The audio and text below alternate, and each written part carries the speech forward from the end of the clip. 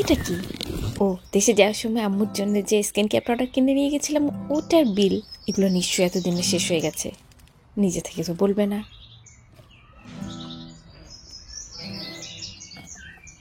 দেখি এ বিষয়ে কি করা যায়।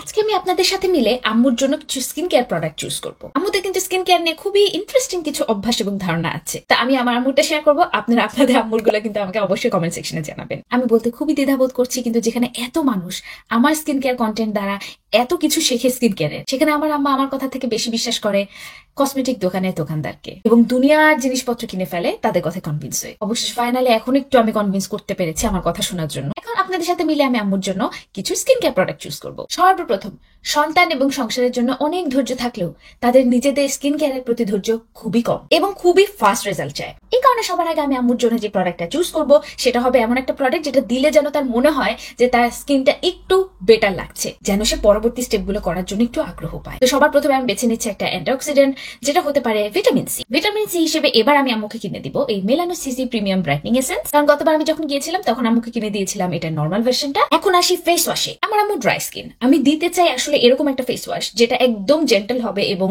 জেল কনসিস্টেন্সি হবে, কিন্তু আমি জানি যে এটাকে আম্মু আসলে কোনো পাত্তা দিবে না। মানে তার ফিল হতে হবে যে তার মুখ আসলে পরিষ্কার মনে হচ্ছে, এবং সে কারণে আমি সিম্পলের এই ফেস ওয়াশটা বেছে নিচ্ছি। আর এটা জেন্টল হলেও একটু তাকে ফিলিং দিবে যে না মুখ পরিষ্কার হচ্ছে। গেল ক্লিনজার। এরপর আসি ময়শ্চারাইজারে। আমার আম্মা ফ্রেগ্রেন্স ফ্রি ময়শ্চারাইজার কনসেপ্টে বিশ্বাস করে না। তার ময়শ্চারাইজার বা ক্রিমে সুন্দর গন্ধ থাকতে হবে, এবং খুবই আশ্চর্যজনক ভাবে আমি আবিষ্কার করলাম যে আমার কাছে থাকা বেশিরভাগ ময়শ্চারাইজারেরই ফ্রেগ্রেন্স নেই। তাই আমি বুঝতে পারছি না যে তাকে আসলে আমি কি দিব।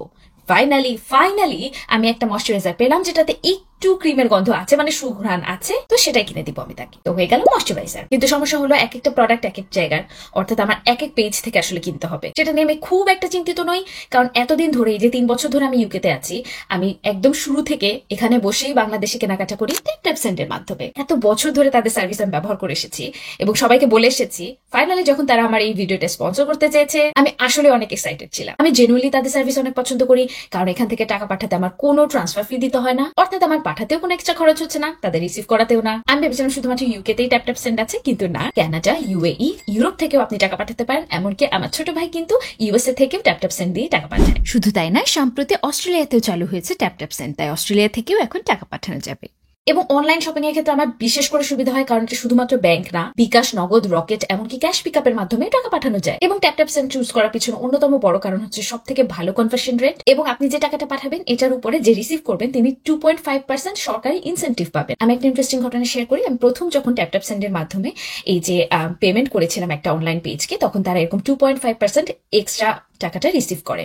তো তখন আমি তাদেরকে অনুরোধ করি যে যেহেতু এই টাকাটা আমার পেমেন্টের অংশ না, এটা যেহেতু তারা বাড়তি পাচ্ছে, যদি তাদের কোনো সমস্যা না হয় তাহলে যেন এই টাকাটা কোনো পথ শিশুকে দিয়ে দেয়। আমি খুবই অবাক হয়ে গিয়েছিলাম যে তারা খুব অ্যাপ্রিসিয়েট করেছিল এবং খুশি হয়েছিল আমার অনুরোধটিতে, এবং তারা রেখেছে। প্রথমবার আমি যখন পাঠিয়েছিলাম তখন আমি বলেছিলাম যে একটু ধৈর্য ধরবেন, কারণ আমার টাকাটা যেতে সময় লাগতে পারে, কারণ আমি তখন জানতাম না যেটা ইনস্ট্যান্টলি আসলে ট্রান্সফার হয়ে যায়। আপনারা যদি এখনো পর্যন্ত ট্যাপ সেন্ড ব্যবহার করে না থাকেন, তাহলে আপনারা আমার প্রোমো কোড SRQ10 ব্যবহার করে পেয়ে যেতে পারেন $10, পাউন্ড, ইউরো বা কানাডিয়ান ডলার। এবং আপনি যদি আরব আমিরাতে থেকে থাকেন তাহলে পাবেন 50 দিরহাম। তাহলে চলুন ফিরে আসি আম্মুদের স্কিন কেয়ারে। আম্মুদের স্কিন কেয়ারে আরেকটি বড় সমস্যা হলো তারা সবকিছু সমাধান চায় স্কিন কেয়ার থেকে। এখন আমার আম্মুর কথা বলি, আমার কাছে এসে বলবে যে কি দিলে এই ডার্ক সার্কেল যাবে, যেখানে তার থেকে আমি আমার ডার্ক সার্কেল পেয়েছি। তো তখন খুব ধৈর্য নিয়ে বোঝাতে হয় যে এই ডার্ক সার্কেল বা এই মেচতার দাগ কোনোটাই এখন আর পুরোপুরি যাওয়া সম্ভব না, কিন্তু তাও ভালো ব্যাপার যে এখন আমি বুঝাতে পারি। এখন আসি সর্বশেষ ধাপে। আমি আম্মুর স্কিন কেয়ার রুটিনে এখন একটু অ্যাড করতে চাই একটা রেটনল। এখন আমার কাছে দুটো অপশন আছে।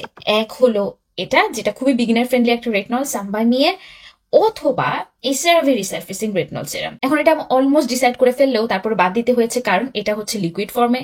তো আমার মনে হয় না সে আসলে অ্যামাউন্টটা ঠিক করতে পারবে যে কতটুকু তার মুখের জন্য জরুরি। অনেক বেশি সম্ভাবনা আছে যে বেশি ব্যবহার করে ফেলবে। আচ্ছা, আপনাদের মনে হয় না যে আম্মুরা অনেক বেশি বেশি পরিমাণে আসলে ব্যবহার করে যতটুকু তাদের দরকার না? তাই এই কারণে তাকে আমি এটাই কিনে দিব যেন বলতে পারি স্পেসিফিক্যালি যে এই কয়বার পাম্প করে ব্যবহার করবে। মোটামুটি আমার মনে হয় যে এতটুকুই ঠিক আছে।